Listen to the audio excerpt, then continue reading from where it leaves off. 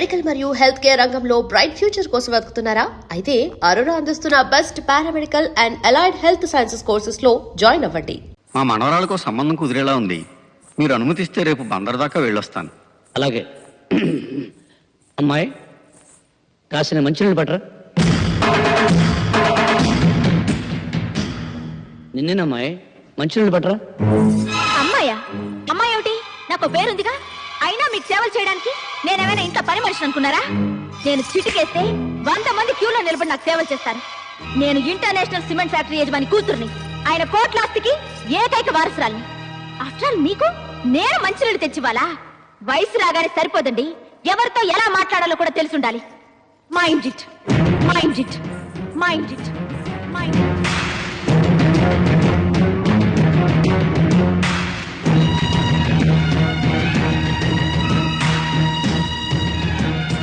అయ్యా, ఏదో తెలిసి తెలియనితనం, పాపం చిన్నపిల్ల. ఇందులో తన తప్పేముంది ఆచార్య గారు? 10 మందితో సేవలు చేయించుకోవడానికి అలవాటు పడ్డ అమ్మాయికి పని చెప్పడం మన తప్పు. అన్నయ్య మంచినీళ్ళు. ఎరా, నువ్వు ఇంకా పొలానికి వెళ్ళలేదా? బయలుదేరుతున్నా అన్నయ్య.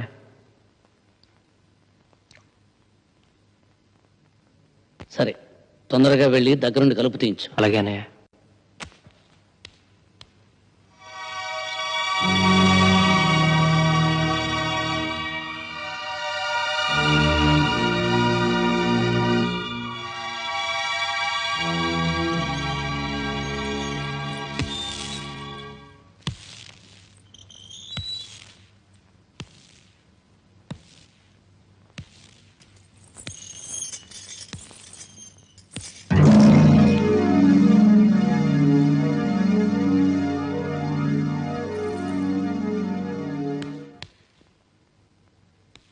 మీరు వెళ్ళండి అన్నయ్య, నేను బయట పారేస్తాను. ఆచార్య గారు, అయ్యా, రామయ్య కూతురు పెళ్లికి నగలు చేయించమన్నాను. ఆ పని ఎంతవరకు వచ్చింది? తయారైపోయాయండి, రేపు ఉదయాన్నే పంపిస్తా అన్నాడు. ఆడదానికి ఉండాల్సింది ధనం, దర్పం కాదు, వినయం, విధేయత. ఏమిటా డొంక తిరుగుడు మాటలు? చెప్పాల్సిందేదో సూటిగా చెప్పు. డొంక తిరుగుడు కాదు, సూటిగానే చెప్తున్నాను. ఆడదానిలా ప్రవర్తిస్తే మర్యాదగా ఉంటుంది.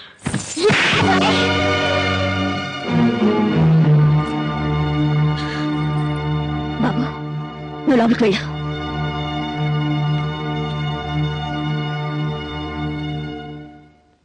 ఇంత గొప్ప కుటుంబానికి కోడలు వయ్యుండి సభ్యత, సంస్కారం లేకుండా మగాడి మీద చేయి చేసుకుంటావా?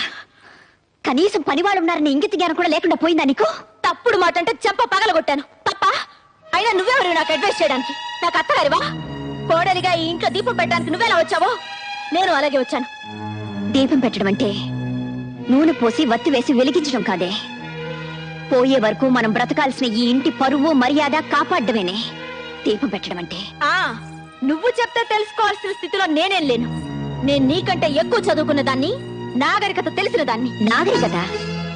నాగరికత అంటే అర్థం పెద్దవాళ్ళని గౌరవించకపోవడం, మగాడిని చేయి చేసుకోవడం అనుకుంటున్నావా? కాదే.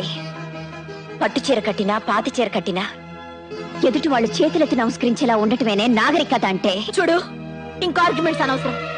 నీతో నీతులు చెప్పించుకునే అవసరం గాని, అడ్డమైన వాళ్ళ ముందు తలంచి బ్రతకాల్సిన కర్మ గానీ నాకు లేదు. నిన్ను తల వంచుకుని బ్రతకమండలేదు. నిన్ను కట్టుకున్నవాడు తల దించుకునేలా ప్రవర్తించొద్దంటున్నాను. నువ్వు వాడిని కొట్టావు, వాడిని తిరుగు కొట్టుంటే నీ పరువేమయ్యేది? ఈ కుటుంబ ప్రతిష్ట ఏమయ్యేది? ఆడపిల్ల పుట్టింట్లో ఎంత గారాబంగా పెరిగినా అత్తవారింట్లో అణుకువతో, బాధ్యతతో ప్రవర్తించాలి. అది తనకి అందం, ఆ కుటుంబానికి గౌరవం. గుర్తుంచు.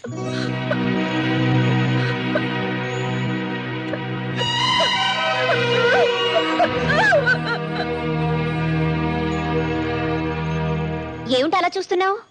మీ ఆవిడ ఏడుస్తూ వెళ్ళిందనా? వంట రాదని ఇంకా ఎన్నాళ్ళు తప్పించుకుంటావు? త్వరగా నేర్చుకొని కాస్త గట్టిగా గసిరాను. ఏ, మీ ఆవిడ నేనేం అనకూడదా? ఆ హక్కు నీకు తప్ప ఇంకెవరికి ఉందోదినా? ఇలాంటి దేవతకే కోపం వచ్చిందంటే అది చేసిన తప్పు చిన్నదే ఉండదు. నన్ను క్షమించు. అవే మాటలు రాజా. అవునదినా, అది నాలో సగం కదా. దాని తప్పులో కూడా నాకు సగభాగం ఉంటుంది.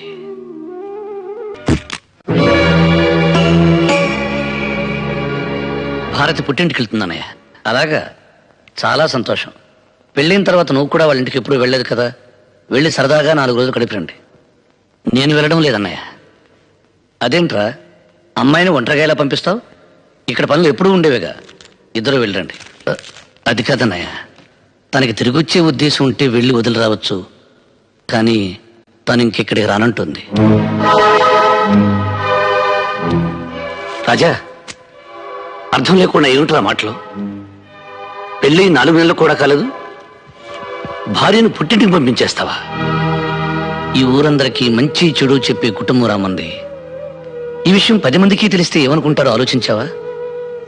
మీకు మాటా వస్తే 4 గోళ్ల మధ్య మీలో మీరు సర్దుకుపోవాలి గాని అది మా దాకా రాకూడదు.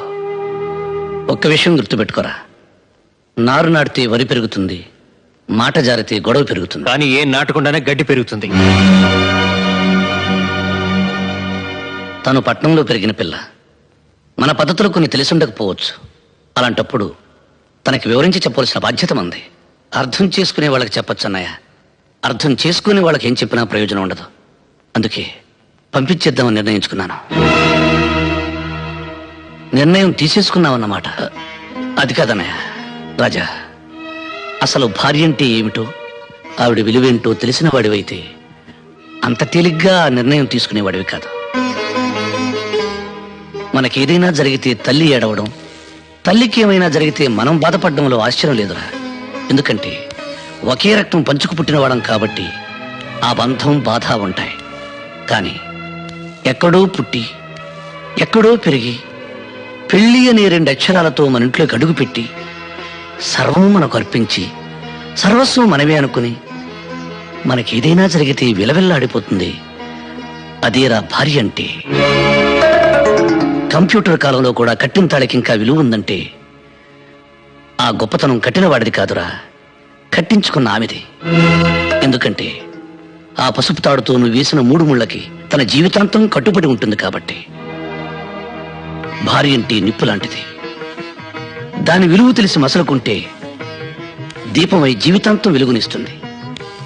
అశ్రద్ధ చేసిన రోజున అగ్ని జ్వాలై నిన్ను నీ కుటుంబాన్ని కూడా దహిస్తుంది. అంత శక్తి కలదరా భార్య అంటే. నన్ను క్షమించన్నయ్యా. ఆచార్య గారు, అయ్యా, మొత్తం దస్తావేజులు పట్టండి. అలాగేనండి. అమ్మా భారతి, బయట ఎన్నో సమస్యలతో సతమతమై ఇంటికొచ్చిన భర్తకి భార్య సేద తీర్చాలి గాని సమస్య కాకూడదు. ఎండలో తిరిగొచ్చిన భర్తకు భార్య చల్లటి నీడవ్వాలి గాని వేడిసెగ కాకూడదు. అదేనమ్మా భార్య అంటే. ఆకలిలో అమ్మగా, అనురాగంలో చెల్లిగా, అభిమానంలో తమ్ముడిగా, ఆవేశంలో స్నేహితుడిగా వెనకుండి ముందుకు నడిపించేదనమ్మా భార్య. అయ్యా, ఇవిగోనండి పత్రాలు.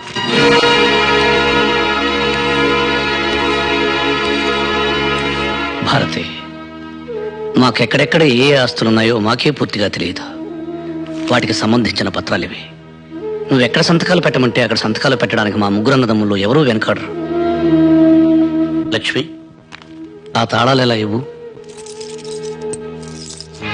ఈ రోజు నుంచి ఈ ఇంటి బాధ్యత మొత్తం నీకు అప్పగిస్తున్నానమ్మా. కానీ నా ఒక్క కోరిక మాత్రం మన్నించమ్మా. కనీసం నా కంఠంలో ప్రాణం ఉన్నంత వరకైనా మా అన్నదమ్ముల్ని వేరు చేయాలనే ఆలోచన నీ కలలో కూడా రానివ్వకమ్మా. భారతి, భార్యాభర్తల సంబంధం గురించి, కుటుంబ సభ్యుల అనుబంధం గురించి ఓ ఇంగ్లీష్ కవి ఏమన్నాడో తెలుసా? The relationship between 2 persons of a family must be like a fish and water, but it should not be like a fish and a fisherman. ఎప్పుడు చిన్నప్పుడు చదువుకున్న చదువు నీకు ఇంగ్లీష్లో చెబితే అర్థమవుతుందని చెప్పాను. గ్రామర్ తప్పునుంటే మన్నించు, అసలు అర్థమే తప్పనుకుంటే క్షమించు.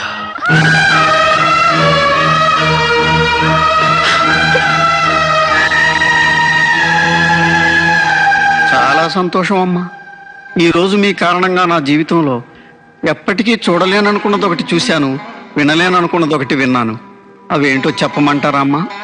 పెదరాయుడు గారి కళ్ళల్లో నీళ్లు, ఆయన నోటి వెంట క్షమించు అనే మాట చాలా సంతోషం అమ్మా, చాలా సంతోషం.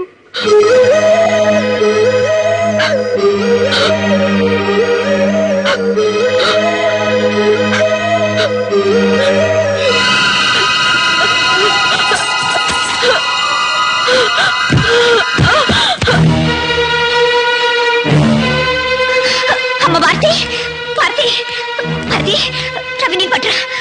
భారతి, భారతి, భారతి, అమ్మా, అమ్మ భారతి, భారతి. భారతి. ఎవ్వరూ కంగారు పడవలసిన అవసరం ఏమీ లేదండి. అమ్మాయి గారు తల్లి కాబోతున్నారు. మళ్ళీ ఇంట్లో పాపారాయుడు గారు పుట్టబోతున్నారు.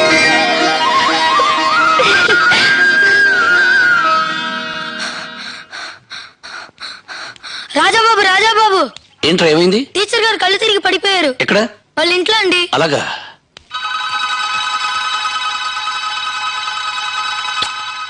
ఏమండి ఆ రాజాబాబు మళ్ళీ టీచర్ ఇంట్లో దొరుకుతున్నాడు. చా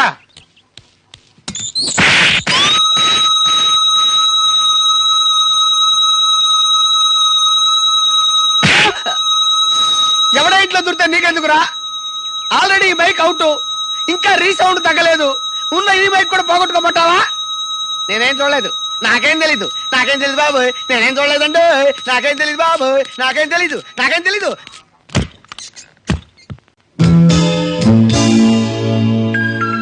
టీచర్ గారు, టీచర్ గారు,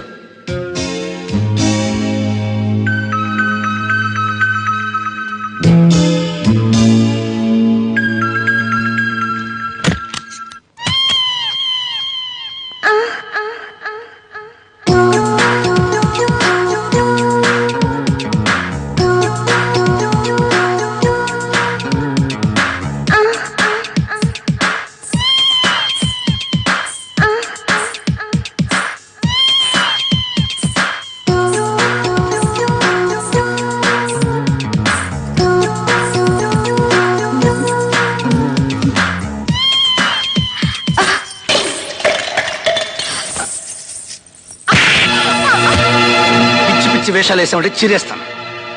నీ టక్కు టమారా గజకర్ణ గోకర్ణ విద్యలని నాతో పెట్టుకోకు. ఇప్పుడే అన్నది చెప్పి నీ వేషం తెలిచేస్తాను.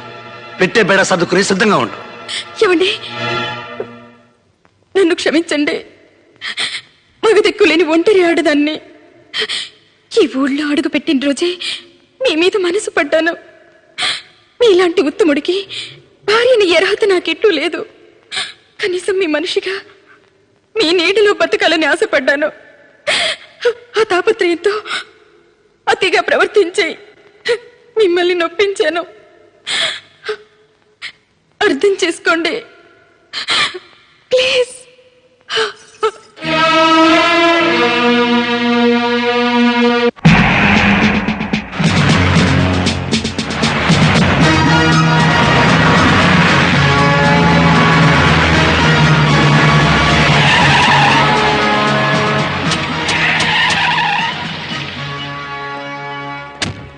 నేను పైకెళ్ళి పెద్దరెడ్డి గారిని చూసొస్తాను. వీళ్ళందరినీ ఇక్కడ నిశ్శబ్దంగా ఉండమని.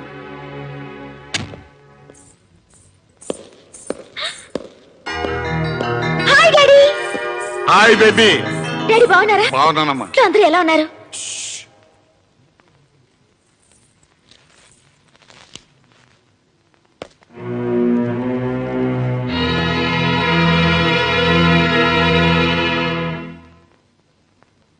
నమస్కారం అండి. అరే వీంకుల వరా, రండి కూర్చోండి. మీకు నా మీద కోపం ఉంటే చెప్పుతో కొట్టండి, అంతేగాని ఇలా హాస్యం అడగండి. ఇందులో హాస్యమే ఉంది, కూర్చోమన్నాను. నేను మీ ముందు ఏనాడైనా కూర్చున్నానండి? అది కల్లో కూడా జరగని పని. మీరు కూర్చోకపోతే నేను లేస్తాను. అరే మీరు లేవటం ఎందుకండి? పర్లేదు. వ్యాపారం ఎలా జరుగుతుంది? మీ దయ వల్ల బాగానే ఉంది.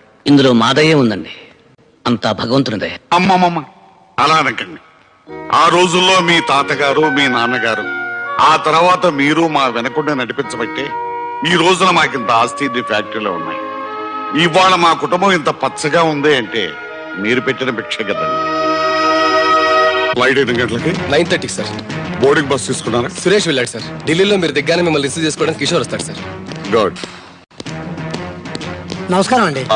ఏం కావాలి? మా అబ్బాయి ఇంజనీరింగ్ సీట్. సెక్రటరీ, ఆ వివరాలన్నీ నోట్ చేసుకుని ఎడ్యుకేషన్ మినిస్టర్ గారితో చెప్పి ఆ పని అయ్యేలా చూడండి. Sir 18 function. Sorry, out of station చెప్పారు కదా, ఆ టైం ఏంది వస్తాను. థ్యాంక్ యూ సార్, మీ దయ వల్ల నాకు ప్రమోషన్ వచ్చింది. Very good. మా అమ్మాయి పెళ్లికి సెక్రటరీ, వీరికి 20,000. సార్ నా జాబ్ విషయం. ఈ పని అయ్యేలా చూడు. Thank you sir. Good morning daddy. Good morning baby. అమ్మా జాగింగ్ వెళ్ళలేదా? లేదు డాడీ, నా ఫ్రెండ్ ఇంటికి వెళ్ళొస్తున్నాను. Very good. నువ్వు వెళ్ళి టిఫిన్ చేయమ్మా, మీ డాడీకి అర్జెంట్ పని ఉంది, వెళ్తా. అలాగే. ఈ ఊరు పక్కనే ఫ్యాక్టరీ కట్టడానికి స్థలం ఉందంటే చూడడానికి వచ్చాను.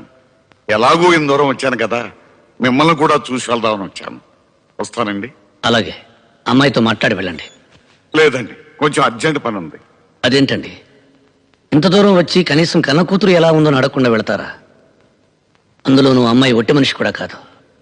నా బిడ్డను ఇంటి కోడలుగా చేసిన తర్వాత ఎలా ఉంది అని అడగటం, దేవుని ముందు పువ్వు పెట్టి ఆ భక్తుడు దాని యోగక్షేమాల గురించి అడిగినట్టు ఉంటుంది. నాకు సెలవు ఇప్పించండి. వెళ్ళరండి. వస్తాను.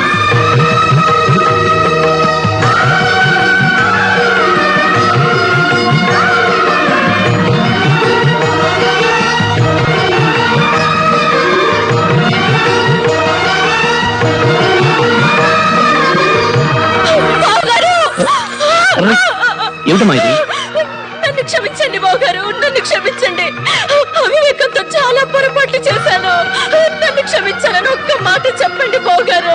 అహంకారంతో మిమ్మల్ని అనరాని మాట్లాడినాను. పిడిపిడి జ్ఞానంతో మిమ్మల్ని అవమానించాను. నేను చేసిన తప్పుకి ప్రాయశ్చిత్తం లేదు. నన్ను క్షమించండి బావగారు. లేదు బావగారు, మీరు నన్ను క్షమించాలని చెప్తే తప్ప నా పాపానికి పరిహారం లేదు. మిమ్మల్ని అందరినీ ఎంతగానో క్షోభ పెట్టాను. మరిది గారిని కొట్టాను. మీ అందరి ముందు నిలబడే అర్హత కూడా లేని నేను మీ అందరితో చాలా అహంకారంగా ప్రవర్తించాను. నన్ను క్షమించండి అక్కయ్య, నన్ను క్షమించండి. ఊరుకోమా, నువ్వెవరురా? మా బిడ్డ కదా, ఊరుకోవాలి.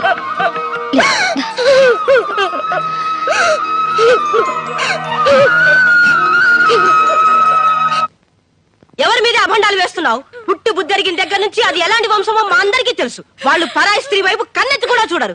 ఆ విషయం అప్పుడే పై చేసిన కన్నెపిల్ల దగ్గర నుంచి కాటికెళ్లే ముసలమ్మ వరకు తెలుసు. నువ్వు ఎక్కడి నుంచో వచ్చి వాళ్ళ మీద నిందలు వేస్తే ఇక్కడ ఎవరు నమ్మరు. అయ్యో, నన్ను నమ్మండి. ప్రమాణ పూర్తిగా నేను చెప్పేదంతా నిజమే. ఆపై నాటకాలు ఇంకొక మాట పెదరాడి గారి కుటుంబం గురించి మాట్లాడేవో నాలుగు ఇచ్చిరేస్తాను. చేసిందంతా చేసి టీచర్ అమ్మా మీరా? ఏంటమ్మా ఏమైంది? పెదరాయుడు గారి తమ్ముడు రాజా నన్ను చేర్చాడు. ఆ విషయం వీళ్ళకి చెప్తుంటే ఎవరు నమ్మడం లేదు. అయిపోయిందా? ఆ రోజు నేను చూసింది ఈ రోజు వర్కౌట్ అయిందన్నమాట. ఏమయ్యా, ఏంటి అలా చూస్తారు?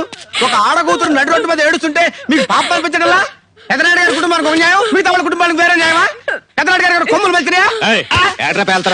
ఏం నీకంటే పట్టుకొచ్చింది? పెదనాయుడు గారు మాకు బంధువే. బంధువు అయితే మాత్రం ఇటు వచ్చాడు మాట్లాడతా. పోతాను పోతాను. నమస్కారం సార్. ఇది ఇవాళ పెదరాయుడు గారి తమ్ముడి మీద నిందేసింది. రేపు పెదరాయుడు గారి మీద నింద ఏదైనా నమ్మకం ఏంటి? దీని ముక్కు చెవులు కోసేద్దాం. తీవ్ర కత్తి.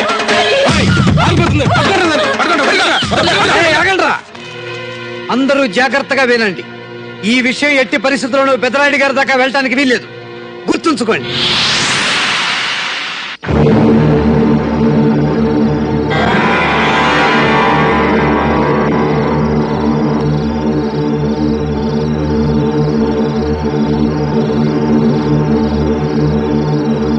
ఈ రోజు రాజాబాబు మీద నిందేయడానికి తెగించింది.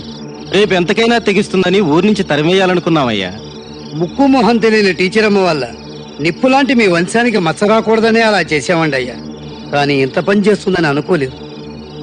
నిజాన్ని నా దగ్గర దాచడానికి ప్రయత్నించి మీరు చాలా పెద్ద తప్పు చేశారు. ఒక నిండు ప్రాణం పోవడానికి కారణమయ్యారు.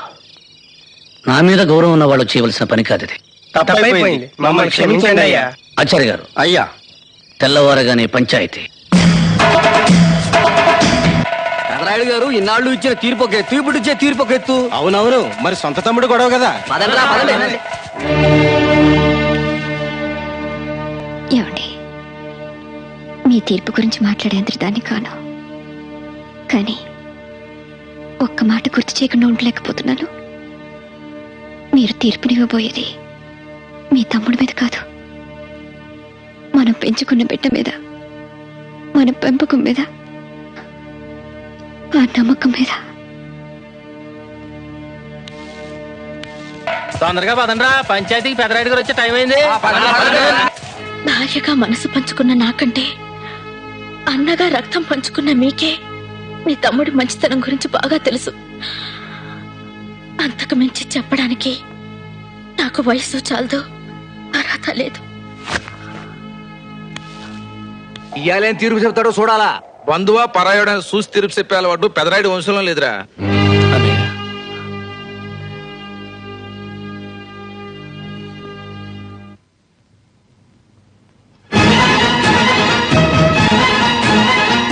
రక్తం పంచుకు పుట్టిన తమ్ముడైనా, జీవితం పంచుకున్న భార్య అయినా తీర్పిచ్చేవాడి దృష్టిలో అందరూ ఒక్కటే, అందరూ ఒక్కటే.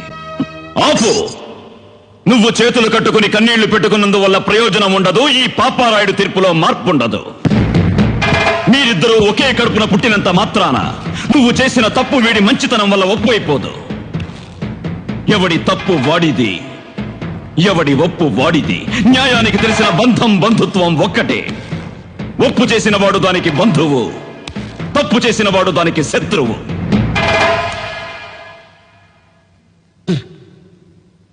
నా దృష్టిలో ఒక్కసారి తప్పు చేసిన వాడిని క్షమించడం, మరోసారి తప్పు చేయడానికి వాడికి అవకాశం ఇవ్వడం. అంతే కదా ఆచార్య గారు? అయ్యా, 100కి 100 అంతే. శభాష్. రేపు పంచాయతీలో కలుద్దాం. ఇక మీరు బయలుదేరచ్చు. రాయుడు గారు, తమరు మరొక్కసారి. నా గురించి మీ అందరికీ బాగా తెలుసు. ఈ రాయుడు చెప్పిందే చేస్తాడు, చేసేదే చెప్తాడు. అది కాదు రాయుడు గారు.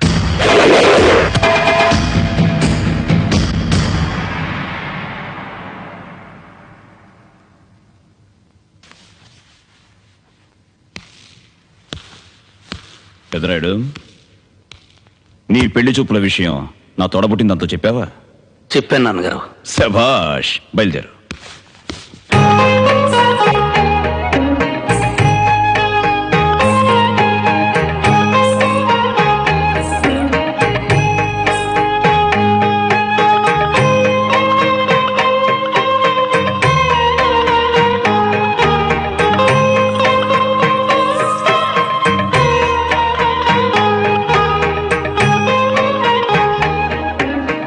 ఏం చెల్లెమ్మా, అమ్మాయి ఎలా ఉంది? అమ్మాయికేమండి బంగారం? మిమ్మల్ని అడిగానా? నాకు కావలసింది నా తోడబుట్టిందని అభిప్రాయం. చెల్లెమ్మా, అమ్మాయి ఎలా ఉంది? మాట్లాడవేమ్మా. నేను కొన్ని టెస్టులు చేయాలి. అబ్బో, ఆ రోజుల్లో మేమేదో మిమ్మల్ని టెస్టులు చేసుకున్నట్టు. ఏమయ్యా, మా నాన్న నా చెల్లెల్ని నీకు ఇవ్వడానికి ఇష్టపడకపోతే నువ్వు వచ్చి నా కాళ్ళు చేతులు పట్టుకుని బతిమాలిన రోజులు మర్చిపోయావా? 10 మందిలో చెప్పమంటావా? అబ్బే, అదేంటి బావా, నేనేదో జోక్ చేస్తే. నోటీస్ చేయమ్మా. అలాగే, ఇదిగో అమ్మాయి. అన్నయ్య, అమ్మాయి చెవులు బాగానే వినిపిస్తున్నాయి, చెవులు లేదు.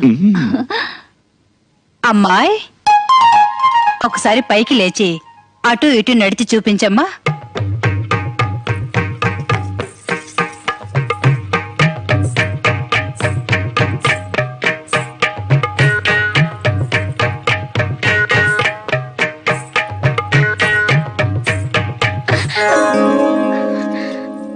ఇక చాలే అమ్మా, కూర్చో. అన్నయ్య, కాళ్ళు చేతులు కూడా బాగానే ఉన్నాయి. ఏం పెదరాయుడు, నాన్నగారు, అమ్మాయిని బాగా చూసుకున్నావుగా? నచ్చిందా? నాకు నచ్చడమే ఉంది నాన్నగారు. మీకు అత్తయ్యకు నచ్చితే చాలు. శభాష్. ఏం బావగారు, మీ అభిప్రాయం ఏంటి? మా అమ్మాయికి ఏంటి బావా, సాక్షాత్తు లక్ష్మీదేవిలా ఉంది. ఆగండి ఆగండి, ఏమైందమ్మా? ఇంకో టెస్ట్ మర్చిపోయాను. ఇదిగా అమ్మాయి, ఒక పాట పాడమ్మా. చెల్లెమ్మా, ఇప్పుడు అవన్నీ అవసరమా? నువ్వు ఊరుకో అన్నయ్య, నీకేం తెలీదు. మోగదో మంచిదో తెలుసుకోవద్దు. శబాష్ శబాష్. అరే ఎందుకమ్మా అలా భయపడతావు? నేను పాడతాను చూడు. అన్నయ్య నువ్వు పాడమ్మా.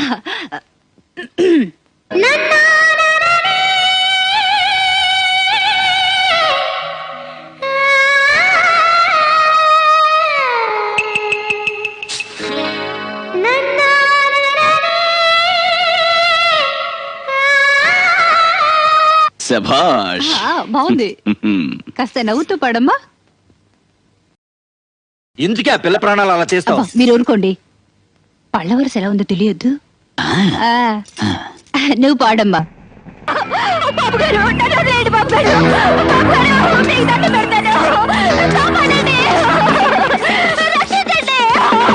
జమీందారు చలపతిరాయుడు గారి కుమారుడు వారి పాలేరు కూతుర్ని మానభంగం చేసినట్టు అభియోగం మోపబడింది. దీనికి సంబంధించిన సాక్షులు గ్రామ పెద్దలు రేపు ఉదయం పంచాయతీకి రావాల్సిందిగా కోరడం అయిందో.